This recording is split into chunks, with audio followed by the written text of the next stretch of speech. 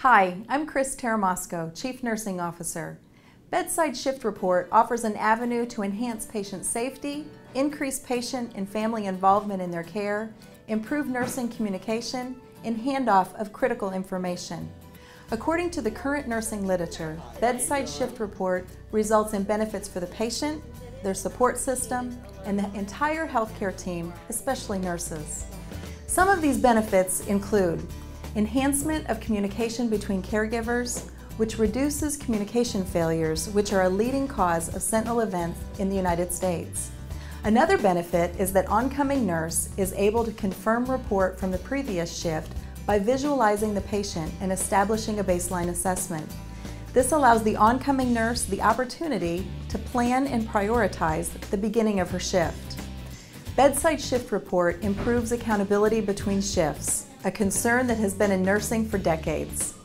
It also improves the professional image of nursing. Our patients have been impressed with the unique body of knowledge that our RNs possess.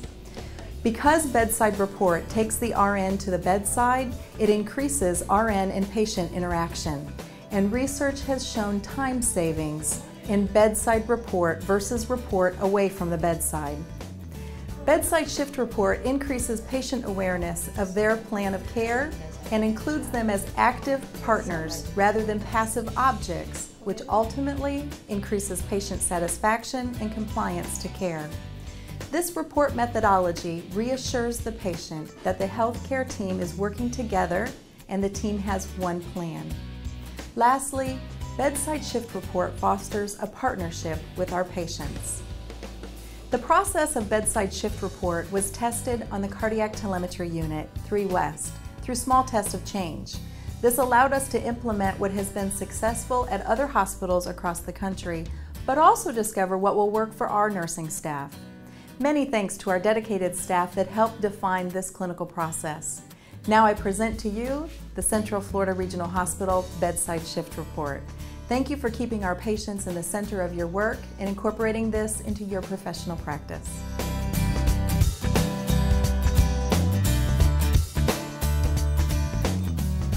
Okay, Robbie, my shift is almost over, so I'm going to come back between 7 and 7:30 to introduce you to your new nurse. On our unit, we prefer to include the patient in our report so you're aware of what's going on and what the plan of care is. Is that okay with you? Yeah, I like that. Okay, good.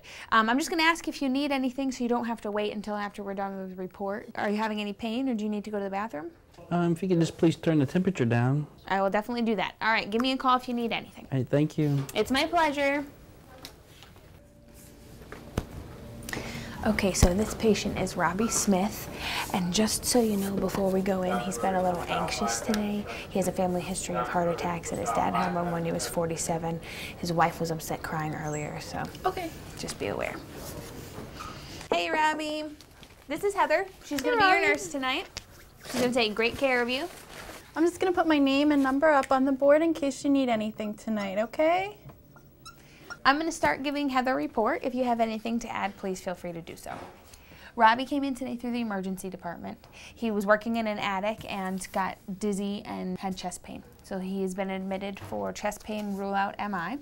So far, he had an EKG, which was okay, and his first set of cardiac enzymes and troponins have been negative. Everything sounds good?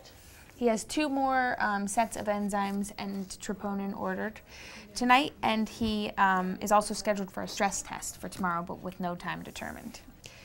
When he came in, his blood pressure was elevated. It was like 182/95, possibly because he didn't take his losartan today, but the emergency department did treat him, and now at 6 o'clock it was 142/82. Okay.